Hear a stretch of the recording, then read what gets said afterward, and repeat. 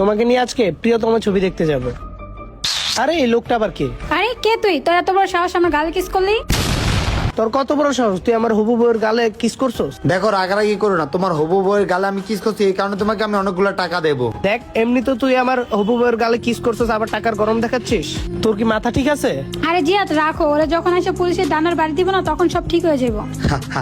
আরে ভাই ওর কথা শুনে পুলিশ টাকা দরকার নাই, আমি পুরো 50,000 টাকা আপনাকে নগদ দেবো। কি 50,000 টাকা? ভাই দেবে, আমি তোমার হবু বউকে একটু টাচ করবো। তুই পাগল হয়ে গেছিস? 50,000 টাকার জন্য আমার হবু বউয়ের হাত তোকে ধরতে দিব?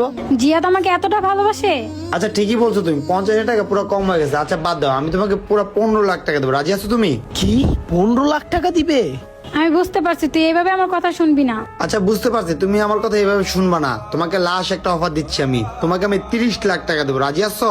কি 30 লাখ টাকা? এতে তো আমি আমার স্বপ্ন পূরণ করতে পারবো। আর ভাই দেবে, তুমি যদি ওকে বিয়ে করো না, এতগুলো টাকা কখনো তুমি পাবা না। এখনো সময় আছে, তুমি ওকে ছেড়ে দাও, ওকে আমার কাছে চলে আসতে বলো, আর তুমি এই 30 লাখ টাকার মালিক হয়ে যাও। বুঝতে পারছো আমার কথা? কি ব্যাপার, জিয়াদ তোকে কিছু বলতেছে না কেন? আর এতগুলো টাকা পাইলে তুমি এই দুনিয়ার রাজা, আর কেউ না। বুঝতে পারছো? অনেক কথা বলে ফেলছেন, আর একটা কথা বললে আমি পুলিশ ডাকতে বাধ্য হব। হ্যাঁ, একবার তোমার হবু হাজবেন্ডের দিকে তাকা দেখো, আমার তো মনে হয় মুখটা দেখে ও রাজি হয়ে গেছে। অবশ্যই আমি রাজি আছি, এতগুলো টাকা। আরে জিয়াদ তুমি কি পাগল হয়ে গেছো? তুমি হাসতেছো কেন? ওরে এখনই এখান থেকে মেরে পাঠাই দাও। আরে ম্যাডাম রাখেন, ও আমার গায়ে কি হাত তুলবে? এই নাও জিয়াদ ভাই, আপনি 30 লাখ টাকা।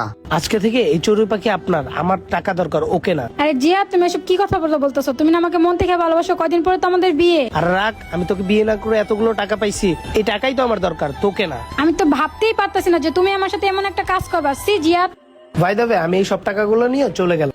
যাই হোক, যাওয়ার আগে টাকাগুলো একবার চেক করে দেখি টাকা আছে কি নাই। এটা কি ব্যাগে তো কোনো টাকা পয়সা নাই? আসলে তো ব্যাগে কোনো টাকা পয়সা নাই। লোকটা কি জিয়াদের সাথে নাটক করলো? আপনি কি আমার সাথে বাটপারি করতেছেন নাকি? এবার ওদেরকে আমার চেহারা দেখাই। হ্যাঁ, এখানে কোনো টাকা পয়সা নাই। আরে নয়ন তুমি এখানে কি করতেছো? হ্যাঁ আমি তোমাকে এটাই বুঝাইতে চাইছিলাম, ভালোবাসা মন থেকে হয়, চেহারা দেখে না। কি বলে ও?